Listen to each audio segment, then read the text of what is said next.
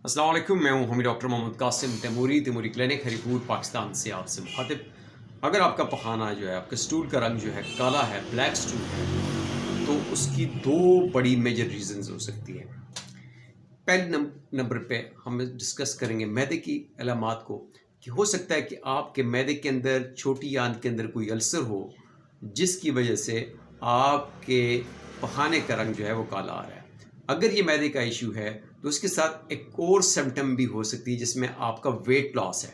अगर आपका वज़न भी कम हो रहा है और आपके स्टूल का रंग भी काला है, तो ये क्लियर साइन है कि आपके मैदे के अंदर अल्सर है, गैस्ट्राइटिस है, या और सीवियर किस्म की मैदे की इन्फेक्शन है। दूसरी रीज़न ये हो सकती है कि आपका खाना जो है, कोई ऐसे फ्रूट्स खा रहे हैं, कोई ऐसी मेडिसिन खा रहे हैं, कोई ऐसी टेबलेट्स खा रहे हैं जिसमें आयरन की मिकदार ज़्यादा है या कलर है, तो उसकी वजह से भी आपका जो है स्टूल का रंग काला हो सकता है। Thank you.